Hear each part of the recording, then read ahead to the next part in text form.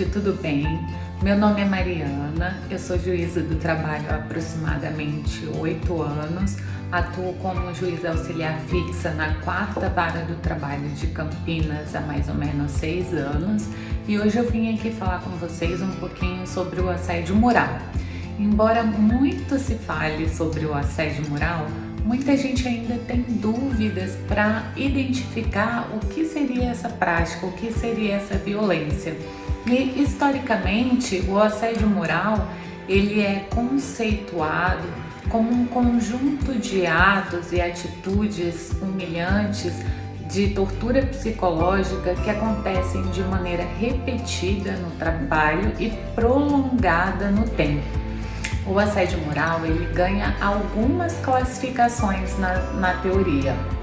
Então a gente tem o assédio moral interpessoal, que é aquele assédio moral praticado contra um indivíduo com o objetivo de prejudicar o seu trabalho, de fazer com que ele se sinta humilhado, intimidado.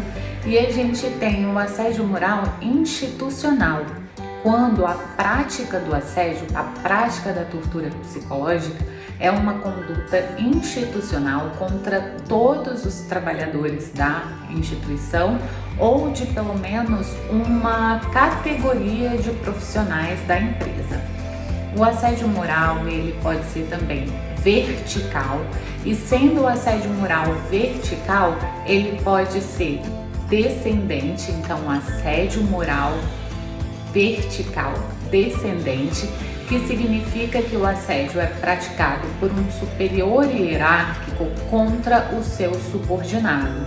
Ele pode ser o assédio moral vertical ascendente, que é quando o subordinado ou grupo de subordinados pratica o assédio moral contra o superior hierárquico com o objetivo de boicotar as suas ações. A gente tem ainda o assédio moral horizontal, que é aquele assédio praticado entre colegas da mesma hierarquia dentro da empresa, o famoso bullying. E a gente ainda tem o assédio moral misto, que compila as duas formas, ele conjuga as duas formas de assédio moral. Tanto o assédio moral vertical, acontecendo dos superiores hierárquicos em relação aos seus subordinados ou vice-versa, e também o assédio moral horizontal, que acontece entre os colegas. Quais são as principais atitudes do assédio moral? Olha, eu faço uma média de 30 a 36 audiências de instrução por semana. Toda semana eu pego no mínimo umas 5 ações em que eu vou dirigir a audiência de instrução e tenho que tentar compor, refazer os fatos para saber se houve ou não assédio moral. E as principais atitudes que têm sido alvo de reclamação, principalmente restrição ao uso do banheiro, pressão demasiada para o alcance de metas. E vejam aqui, a gente tem que diferenciar a cobrança de metas, que ela pode ocorrer, para a cobrança degradante de metas, que é quando o rigor ele é excessivo, existe uma exposição do empregado, da empregada que não conseguem bater as metas, existem rankings para humilhar aqueles que não conseguem alcançar as metas. Então esse é o tipo de pressão contra as metas abusivas. Também há aquela imposição de metas que quando o empregado e a empregada ou a equipe está quase cumprindo as metas, está quase conseguindo atingir o objetivo, as regras para atingirem as metas mudam repentinamente, de modo que ninguém consegue atingir as metas ou um empregado ou grupos de empregados fica impossibilitado de atingir essas metas. Outra atitude de assédio moral que é muito comum é a perseguição contra as mulheres grávidas, entrando aqui num assédio, uma violência de gênero, tá? As mulheres grávidas, pela sua situação de vulnerabilidade, elas acabam sofrendo uma perseguição quando há uma ciência, a empresa descobre que a moça está grávida, que a mulher está grávida, de forma a tentar coagi-la a pedir demissão. Isso também é muito comum e eu vejo muito no meu trabalho. A gente tem como meta da ONU, inclusive para a Agenda de 2030, o objetivo de concretizar o trabalho decente. E trabalho decente não combina com assédio moral, porque o assédio moral, ele causa danos tanto psicológicos como até físicos, levando as pessoas ao adoecimento. E olha, a Organização Internacional do Trabalho está atenta a isso, tanto que em junho desse ano entrou em vigor a Convenção número 190 da OIT. A Convenção número 190 da OIT não foi ratificada pelo Brasil, infelizmente, mas isso não impede que os seus conceitos teóricos sejam apropriados por nós juristas e estudiosos do direito. Até porque a Convenção número 190, ela trouxe grandes inovações na seara do assédio moral ocorrido no mundo do trabalho. O primeiro deles é que a Convenção número 190 da OIT, ela trata violência e assédio como termos conjuntos, abrangendo um grande número de violências para configurar essa prática que é contrária ao trabalho decente, ao trabalho digno. Então a gente teria aí a violência física, incluindo o assédio sexual, a violência sexual, a violência doméstica, a violência psicológica, incluindo as humilhações, as intimidações, a injúria, a gestão por injúria e também o assédio moral. Então, a convenção ampliou o conceito ao tratar violência e assédio num mesmo ato, de modo que, por que elas são tratadas conjuntamente, a violência e o assédio?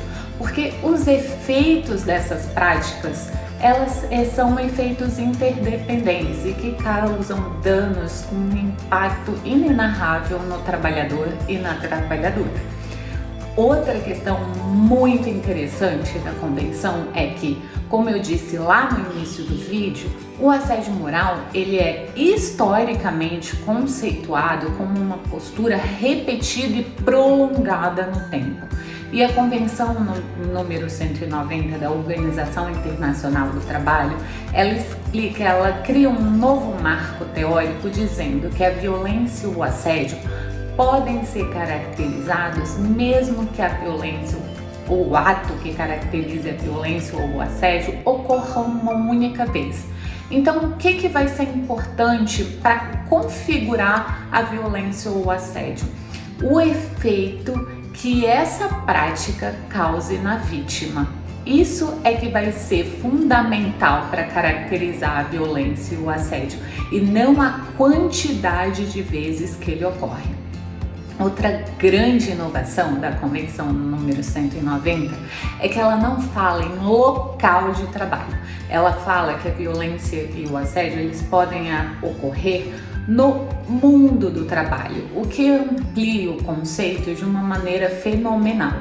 Porque vai incluir aí não só o trabalho prestado no local físico do empregador, mas como os trajetos de idas e vindas do trabalho, os eventos que ocorrem em virtude do trabalho, a própria casa do trabalhador, no caso do teletrabalho, home office, e também a violência ocorrida em plataformas digitais, aquelas que ocorrem por WhatsApp, e-mail, enfim, novos aplicativos como Google Meet, Zoom. Ela engloba então até o assédio virtual. E por fim, e não menos importante, a Convenção número 190 da OIT, ela trata da violência e o assédio de gênero, englobando aí também a violência contra as mulheres. Lembrando que as mulheres são as maiores vítimas do assédio moral. E isso é tratado com relevância e peso na Convenção número 190 da OIT. E não é só. porque a convenção ela leva em consideração não apenas as mulheres cisgêneros, ou seja, aquelas que se identificam com a sua característica sexual biológica, mas também as pessoas transgêneros, ou seja, aquelas que não se identificam com sua característica sexual biológica, também engloba as pessoas com orientação sexual e afetiva diferente do padrão heteronormativo e também as pessoas que não se identificam como binárias, ou seja, que não se enquadram em um gênero ou outro. Então, a Convenção número 190 da OIT, ao tratar da violência e do assédio, ela levou em conta várias questões atuais, várias questões do nosso tempo que estão imbuídas no mundo do trabalho.